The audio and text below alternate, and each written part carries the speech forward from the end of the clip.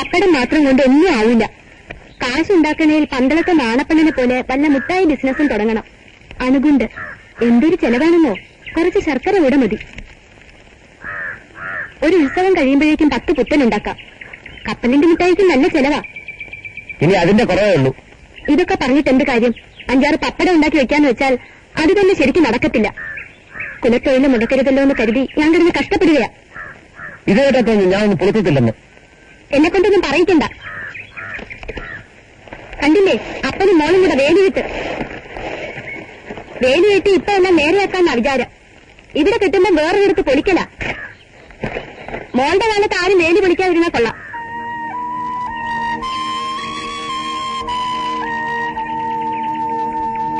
വിത്ത് കൂടെ എങ്ങനെയാ? വേണ്ട, ഒരു വിത്ത് അയലത്ത് നടക്കുന്നു. ഈ ഇമ്പോർട്ടിന്റെ മറുകും രോമവുമായി ദിവസം 10 പ്രാവശ്യം ബാക്കിയുള്ളവർക്ക് അത് വേണേണ്ട ഗതികേടാ. ആണ്ടാർ അറിഞ്ഞു കൊടുത്തിരിക്കുക. ഇങ്ങേരുടെ അല്ലെന്ന് പറയാൻ നിൽക്കോ? അതേടി, അവൻ എന്റെ മോൻ തന്നെ.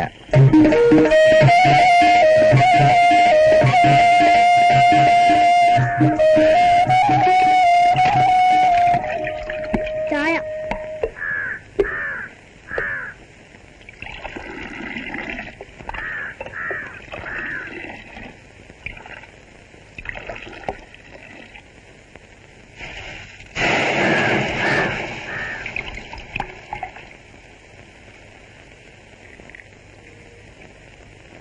കുട്ടപ്പാ,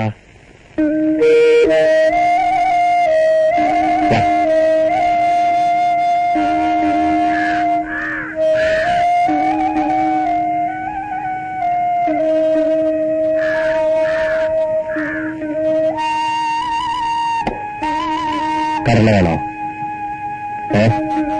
വാ.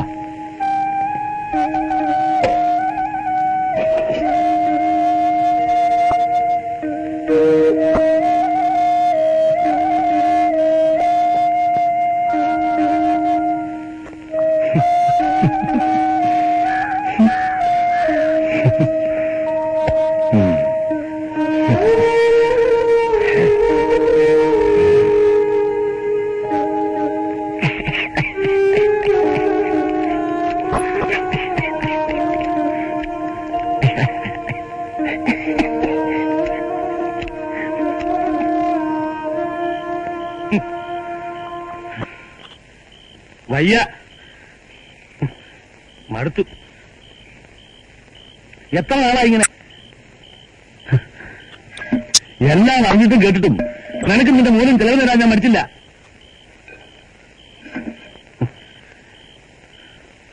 ഇപ്പൊ എന്നെ അവമാനിക്കാൻ കൂടെ തുടങ്ങിയിരിക്കുന്നു. എന്തുണ്ടായിന്ന നിങ്ങൾ പറയുന്നത്? നിന്റെ മോന് ഞാൻ കൊടുക്കുന്നത് പോരെങ്കിൽ പറഞ്ഞയക്കടി. കടകളിൽ കയറ്റി അവകാശത്തിന്റെ പേര് ചായ വാങ്ങിച്ചു കൊടുക്കാൻ അയലത്തുകാരനുണ്ടല്ലോ.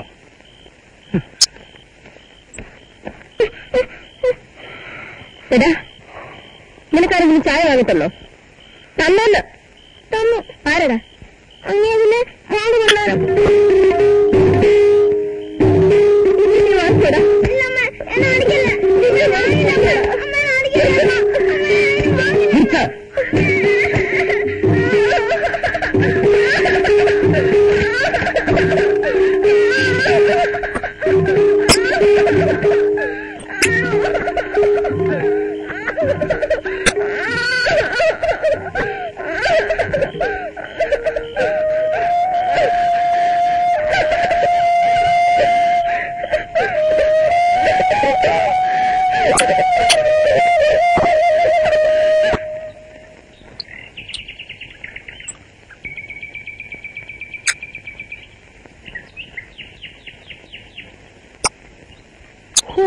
ഇങ്ങനെ അങ്ങ് ഒത്തു കിട്ടുവോ?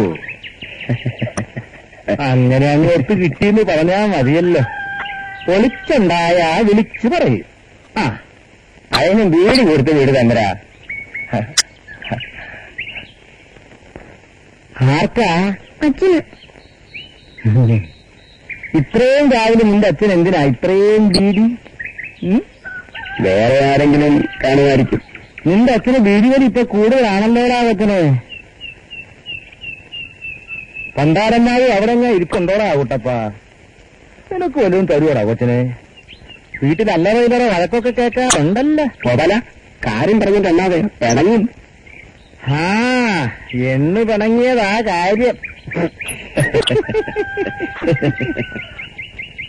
ആ കൊച്ചനെ മനസ്സിൽ കൊണ്ടുപോകാനും സമ്പ്രാട്ടന്മാരെ ആണെന്ന് പോടൂ.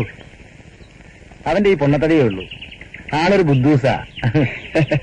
കൊച്ചുകൊണ്ടാരം പോ. സത്യം പറഞ്ഞ ഈ നെടുനീളം മുട്ടകൾ വിരിയത് വെടക്കോഴി കുഞ്ഞുങ്ങളായിട്ട് തന്നെ. നിനക്ക് എത്ര മുട്ട പകരുന്നുണ്ട്? 11. എന്റെ മുട്ടകൾ ഇതുപോലൊക്കെ തന്നെയാ. പക്ഷെ അയലത്ത് പൂവുണ്ടെന്ന് വെച്ച് വിശ്വസിച്ച് എങ്ങനെ അടവിക്കും? ഓ, അതൊക്കെ ഭാഗ്യമോ. അയലത്തെ പൂവിന്റെ മുട്ടയായി കൂടുന്നുണ്ടോ? ഏതായാലും മുട്ടയൊന്നും ആകാശം കാണിക്കരുത്. ഒരു ഇരുമ്പ് തുണ്ടും 2 വർഷം കരിക്കട്ടെ എണ്ണിക്കകത്തിട്ട് വേണം അറവയ്ക്കാൻ. അമ്മേ, കൊച്ചു കണ്ടാലെന്ന് എല്ലാരും എന്നെ വിളിക്കുന്ന എന്താ?